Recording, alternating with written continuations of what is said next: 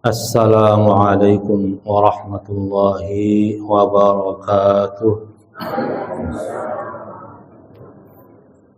Alhamdulillahilladzi hadana li hadza wa ma kunna linahtadiya laula an hadanallah.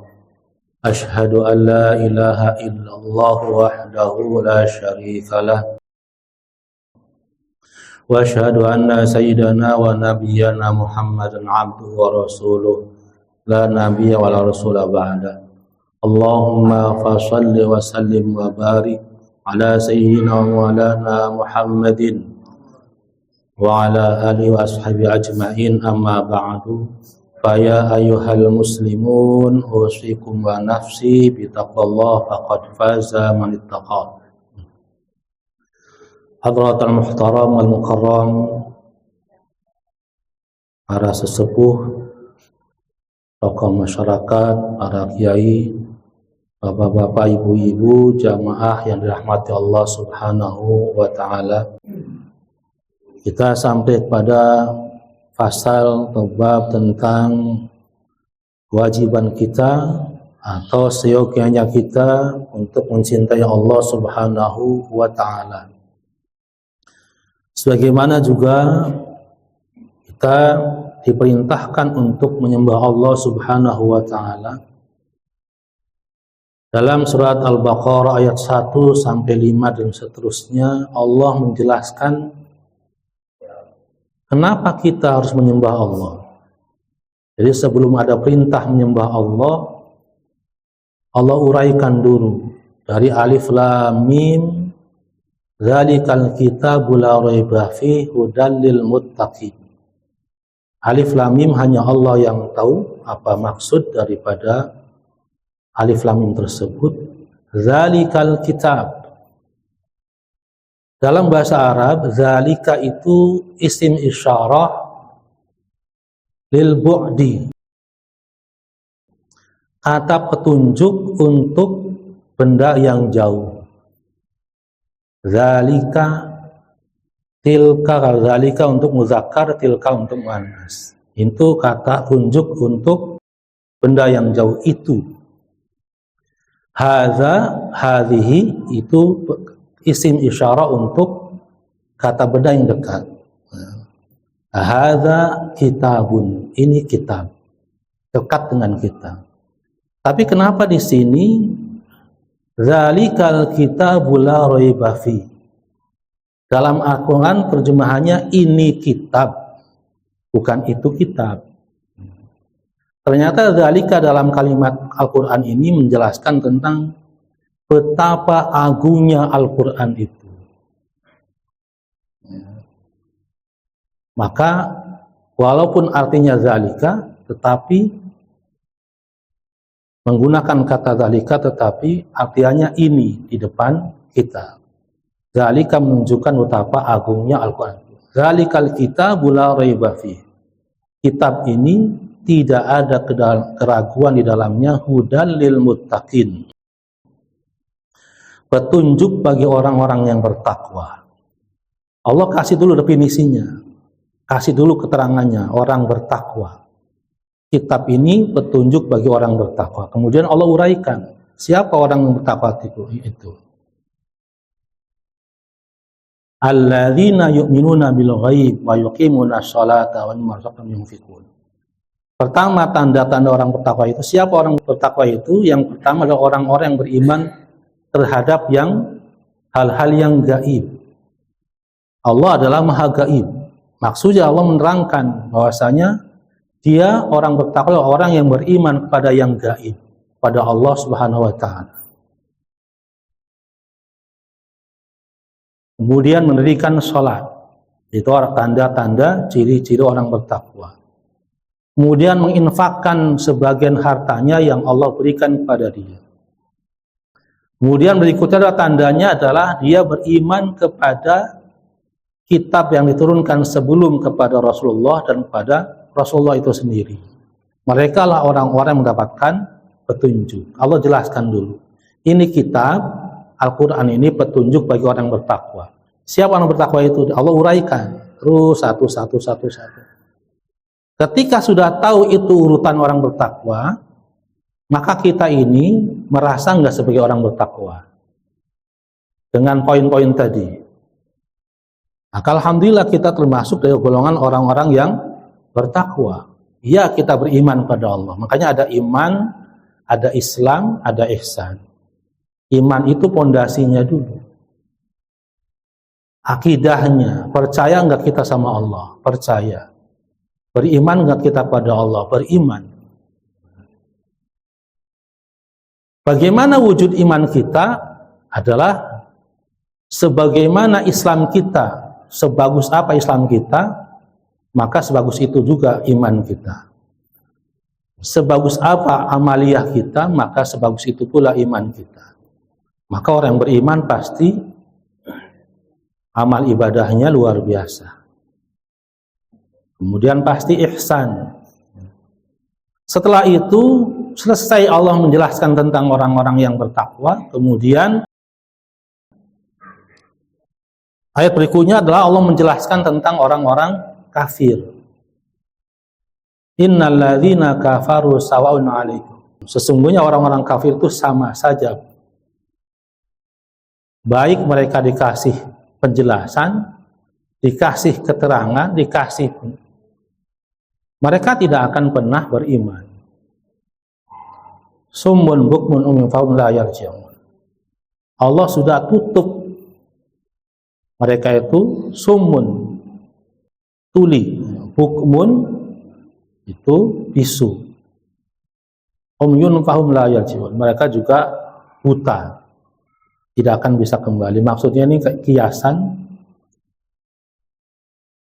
Tula apa buta, tuli, bisu itu kiasan. Kiasan artinya ya sudah, mereka nggak bakal bisa dikasih tahu. Khatamallahu ala qulubihim. Ayatnya cuma 2. Allah sudah tutup sudah. Kalau bahasa ibaratnya adalah kita ini orang-orang beriman, orang-orang bertakwa itu seperti mangkok yang terbuka atau gelas yang terbuka. Ketika turun hujan, maka kita bisa menampung semua rahmat dan berkah dari Allah Subhanahu wa ta'ala. Semua penjelasan, semua keterangan. Tapi orang kafir itu adalah orang-orang yang mangkok yang tengkurap atau gelas yang terbalik, tertutup. Sederas apapun hujan itu turun, nggak bisa menampung. Sudah tertutup, sudah. Kemudian Allah jelaskan berikutnya adalah wa minan nasi. Dan dari sebagian manusia ada yang, ini tanda-tanda orang munafik. Allah jelaskan tentang orang bertakwa, kemudian Allah jelaskan tentang orang kafir itu siapa. Ayat yang ketiga berikutnya adalah Allah jelaskan tentang orang-orang munafik. Mereka mengatakan beriman, padahal dalam hatinya tidak. Yukhadi'unallaha walladzina amanu wa ma yakhda'una illa anfusahum wa ma yash'urun. Mereka bercanda, menganggap itu adalah mainan, berusaha menipu Allah. Maka orang munafik itu gambarnya seperti mangkok yang miring. Dan ini susah. Orang munafik itu seperti itu. Dia mengaku beriman, mengaku Islam, tapi menggampangkan. Apa-apa yang sudah Allah jelaskan haramnya. Hanya untuk mendapatkan dunia yang sedikit. Makanya dia menjual agama Allah. Bahkan menjual umatnya. Nauzubillah min dzalik. Setelah itu selesai, baru Allah memerintahkan ya ayuhan nas u'budu rabbakum allazi khalaqakum walladzina min qablikum la'allakum tattaqun. Nah, yang baru berikutnya Allah jelaskan ya ayuhan nas, wahai manusia. Wahai manusia, ya ayuhan nas u'budu rabbakum. Sembahlah Tuhanmu allazi khalaqakum, yang telah menciptakan kamu, walladzina min qablikum, dan orang-orang la'allakum tattaqun, supaya kalian menjadi golongan orang pertama, orang-orang yang bertakwa. Allah jelaskan dulu orang bertakwa itu siapa aja, kemudian orang kafir bagaimana, kemudian orang munafik bagaimana. Selanjutnya Allah perintahkan kita menyembah Allah. Adalah kenapa harus menyembah Allah? Karena beliaulah Allah lah yang menciptakan kamu dan menciptakan orang-orang sebelum kamu, la'allakum tattaqun, agar kalian menjadi golongan orang yang pertama, itu orang-orang bertakwa. Apalagi alasannya Allah memerintahkan kita menyembah Allah? Dilanjutkan dengan berikutnya adalah ayat berikutnya, Allah yang menciptakan bagi kamu bumi yang terhampar, kemudian menurunkan air dari langit, dengan air itu tumbuhlah tumbuh-tumbuhan buat kita semua. Setelah ada perintah menyembah Allah, kemudian Allah jelaskan kenapa harus menyembah Allah. Karena Allah yang menciptakan kalian, menciptakan kamu, dan agar kalian menjadi golongan orang-orang yang bertakwa. Kemudian Allah berikan alasan lagi, karena Allah lah yang telah menciptakan bumi bagi kalian terhampar, kemudian menurunkan air dari langit, dia pada tumbuhlah. Dengan air tersebut tumbuhlah tanaman-tanaman, tumbuh-tumbuhan, rizki buat kita semua. Maka di situ adalah wujud kita, kewajiban kita, keadaan kita, kewajiban kita untuk menyembah Allah. Kemudian kembali ke sini supaya mencintai Allah Subhanahu wa taala. Kenapa alasannya kita mencintai Allah? Di sini dijelaskan, kalau ada orang yang mencintai sesuatu, biasanya pertama alasannya adalah karena kesempurnaan yang ia cintai. Sempurna. Maka Allah lah yang menciptakan kesempurnaan itu. Bagaimana kita bisa melihat pemandangan yang indah? Kalau kata syekh saya dulu, guru saya dulu mengatakan, ada orang yang berjalan di tengah padang pasir, kemudian dia melihat ada jejak kendaraan, jejak mobil yang jejak bannya itu besar. Maka dalam logikanya, kalau bannya saja jejaknya besar, bagaimana bentuk mobilnya? Pasti besar. Maka sebagaimana alam semesta ini tercipta yang luar biasa indah besarnya, maka Allah pasti zat yang menciptakannya lebih maha besar lagi.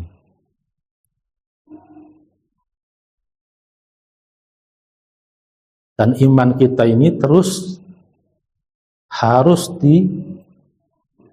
ditingkatkan, harus lebih kokoh lagi, sehingga menumbuhkan rasa cinta pada Allah SWT. Kemudian ada orang yang mencintai karena ia banyak memberikan pemberian yang banyak sekali. Maka di sini jelaskan bahwasanya Allah lah yang memberikan berbagai macam pemberian. Maka di sini dikatakan falasta tara ihsanan wala tusyahidu imtinanan wala tara ikraman wala tubsiru in'aman alaika wa ala sairil khalqi illa wallahi ta'ala huwal mutafaddil bi jam'i dzalika bi mahdil judi wal karam.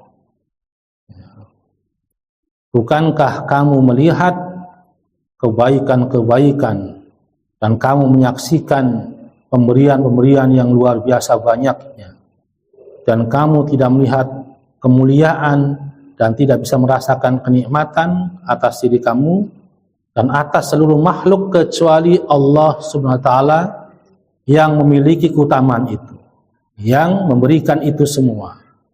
Kita bisa merasakan nikmatnya, punya mata, nikmatnya bisa memandang, bisa mendengarkan, bisa merasakan makanan-makanan yang enak, dan itu semua adalah Allah lah yang berikan. Fakam min khairin qad asdahu ilaika, berapa banyak kebaikan yang telah Allah berikan kepadamu. Wa kam min ni'matin qad an'ama biha 'alaika, dan berapa banyak nikmat yang telah Allah berikan atas kamu. Fahuwa sayyiduka wa mawlaka alladzi khalaqaka wa hadaka. Fahuwa, maka itulah Allah sayyiduka, Tuhan, wa mawlaka, dan Tuhan. Alladzi khalaqaka, yang telah menciptakan kamu, wa hadaka, dan memberikan petunjuk padamu. Walladzi lahu mamataka wa mahyaka, yang lahu kepada Allah mamataka, matimu, wa mahyaka, dan hidupmu. Ini kalimat mamataka wa mahyaka adalah ikrar kita ketika sholat membaca doa iftitah. Inna sholati wa nusuki wa mahyaya wa mamati lillahi rabbil alamin. Itu ikrar kita, sungguhnya sholatku dan ibadahku, hidupku dan matiku lillahi rabbil alamin, hanya untuk Allah subhanahu wa ta'ala.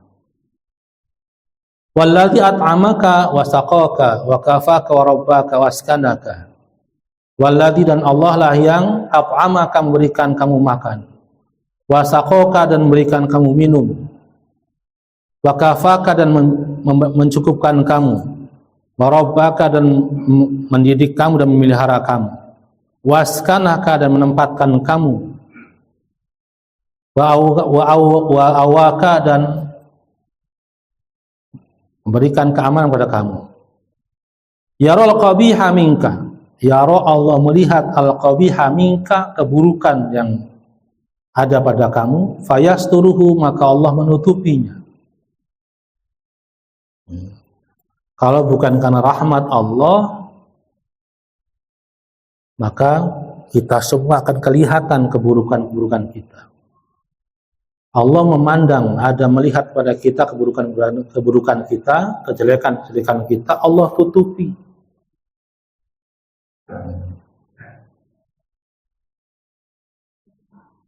Fatastaghfiruhu minhu fayaghfiruhu. Fatastaghfiruhu minhu, dan kamu mohon ampun pada Allah dari keburukan kamu, fayaghfiruhu, maka Allah mengampuni. Wa yaral jamila minka, dan Allah melihat ada kebaikan dari dirimu, fayughfiruhu, kemudian Allah memperbanyaknya. Fayudhiruhu, dan Allah memunculkan kebaikan-kebaikan itu. Fasubhanallah, apa yang kita munculkan dari tabiat kita yang baik, itu dari Allah yang munculkan. Dan apa yang kita sembunyikan dari tabiat kelakuan kita yang buruk, Allah yang menutupi. Saya bisa ngomong, ibu bisa mendengarkan, kemudian itu bukan karena kehebatan kita, akan tapi Allah yang mengizinkan. Wa tuti'uhu bi taufiqihi wa ma'unatihi. Dan kita bisa taat pada Allah Subhanahu wa taala bukan karena kita hebat, bukan. Kita bisa jamaah subuh, kita bisa hadir duduk di majelis ini, bukan karena kita hebat, akan tetapi karena taufiqihi. Karena Allah memudahkan kita untuk melakukan ini. Wa ma'unatihi, dan karena pertolongan Allah.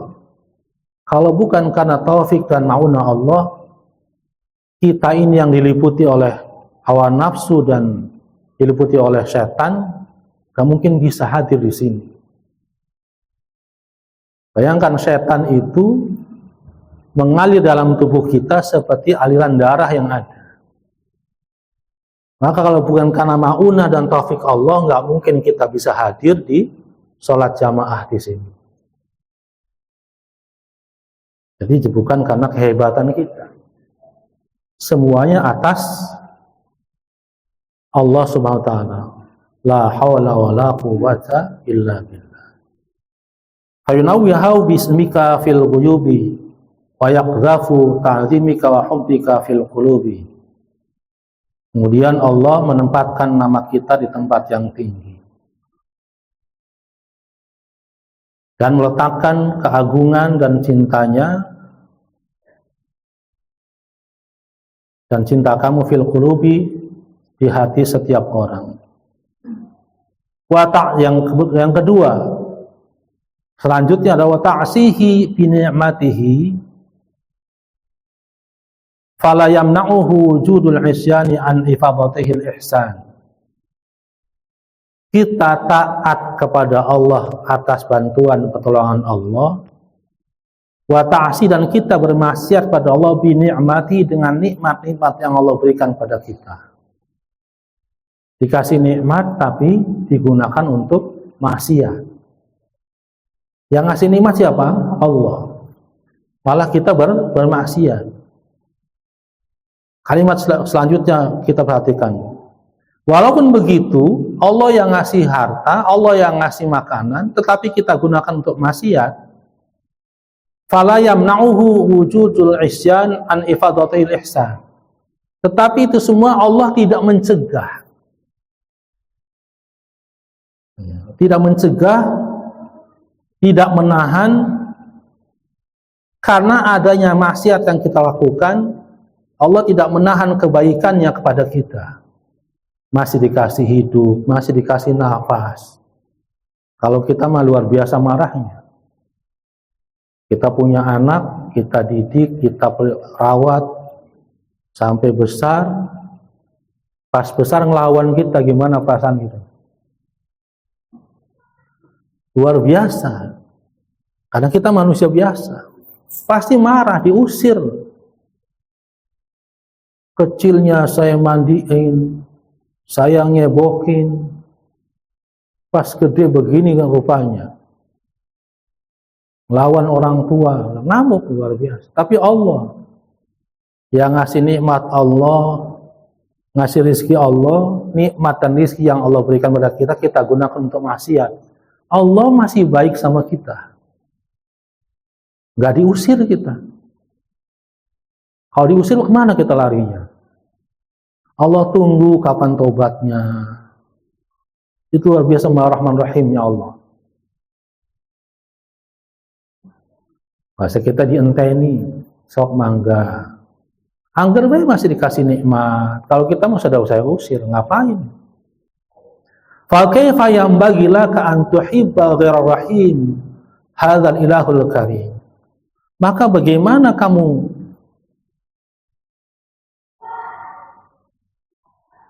tidak mencintai Tuhan yang Maha Pengasih ini, Maha Penyayang ini? Fa kaifa yanbaghi laka, maka bagaimana kamu seharusnya mencintai Allah, bukan mencintai yang lain. Am kaifa yuhsinu minka an ta'si hadzal rabbur rahim. Dan bagaimana Allah berbuat baik kepada kamu sementara kamu bermaksiat pada Tuhan yang Maha Penyayang. Maka jangan pernah putus asa dari rahmat Allah Subhanahu wa ta'ala. Apapun kondisi kita, yang penting kita iman dan Islam dan ridho, sudah. Apa yang terjadi di alam semesta ini semuanya sudah Allah tetapkan. Marah nggak apa-apa, wajar, kita manusia. Asal jangan protes saja sama Allah. Karena orang protes itu tandanya imannya berkurang. Padahal setiap hari kita mengucapkan raditu billahi robba wa bil islami dina wa bi Muhammadin nabiyya wa rasulah. Saya ridho Allah sebagai Tuhan saya, agama Islam sebagai agama saya, dan Nabi Muhammad sebagai Nabi Rasul saya. Al-Habib Umar bin Habib mengatakan, siapa yang mengucapkan kalimat itu 3 kali pagi dan sore, maka Rasulullah yang akan menjemputnya ketika beliau wafat. Ya, ada hadis seperti itu. Siapa yang mengucapkan raditu billahi robba wa bil islami dina wa bi Muhammadin nabiyya rasulah 3 kali pagi dan sore, maka Rasulullah sendiri yang akan menjemputnya ketika dia wafat. Luar biasa. Karena kalimat ini luar biasa. Ketika kita mengucapkan ridho dengan Allah sebagai Tuhan kita, maka itu ikrar kita. Ridho terhadap semua apa yang Allah tentukan.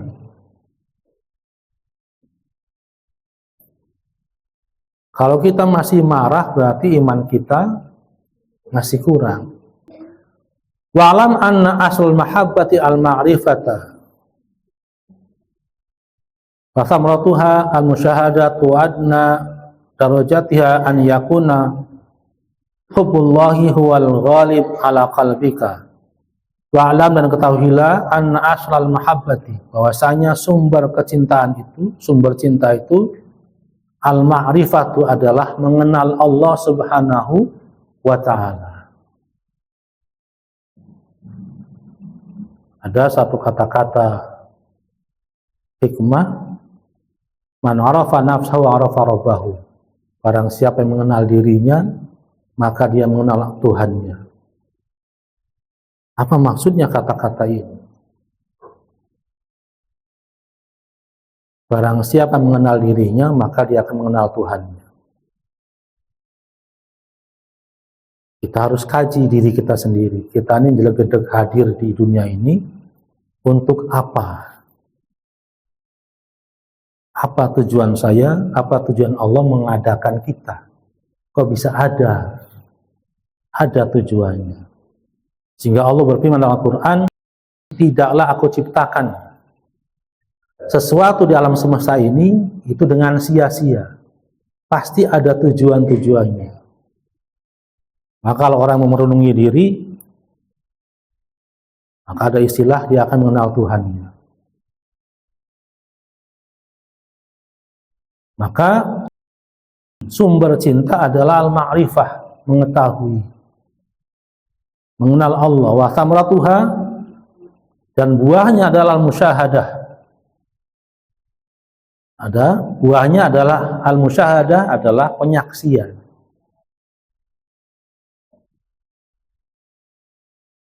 Apa maksudnya penyaksian? Ya, kita menyaksikan semua yang di alam semesta ini adalah ya Allah yang mengadakannya. Betapa indahnya ciptaan Allah. Pas luar biasa lah.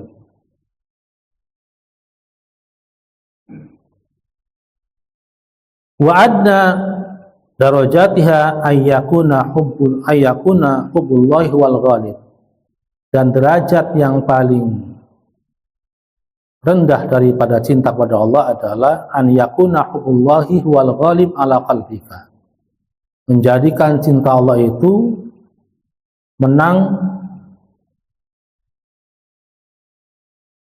atas hati kamu dari yang lainnya. Wa mahqus sidqi fi dzalika, dan alamat atau tanda bahwasanya kita memiliki cinta pada Allah dengan derajat yang rendah adalah an la tajibu ahabul khalqi ilaika idza da'aka ila ma yakunu suqtillah fi fi'lihi kal ma'asi aw fi tarkihi ka ta'ati. Derajat paling rendah terhadap cinta pada Allah adalah kita menjadikan cinta Allah itu di dalam hati kita menang di atas yang lainnya. Apa tandanya?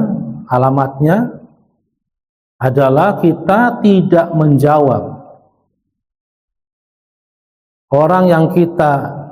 makhluk yang kita atau orang yang kita cintai, jika orang tersebut mengajak kepada kita melakukan pekerjaan ma yakunu suqtullah, yang menyebabkan Allah murka. Kal ma'asi, seperti maksiat. Maka itu termasuk derajat cinta kita pada Allah yang paling rendah. Setiap kita punya orang yang kita cintai. Suami kita, atau istri kita, atau anak kita. Tetapi cinta kita pada Allah harus lebih tinggi dari itu. Yang paling rendah derajat cinta kita pada Allah adalah ketika orang yang kita cintai mengajak kita untuk bermaksiat pada Allah dan kita tidak mau menjawabnya, maka termasuk kita memiliki rasa cinta kepada Allah menang atas yang lainnya. Paling ringan saja, azan sudah kumandang, kita mau sholat, istri kita ngajak, bah beli itu dulu bah ke warung bah. Kalau kita menuruti istri kita berarti tandanya cinta kita pada Allah kalah dengan cinta kita pada istri. Entah cinta entah takut. Takut istrinya ngambek. Atau enggan mengingatkan istri atau anak kita ketika datang sholat, kita nggak membangunin. Wallahu a'lam bishawab. Mari kita sama-sama akhiri dengan membaca doa kifaratul majlis. Subhanakallahumma bihamdika asyhadu an la ilaha illa anta astaghfiruka wa atubu ilaik. Mohon maaf yang sebesar-besarnya. Wassalamualaikum warahmatullahi wabarakatuh.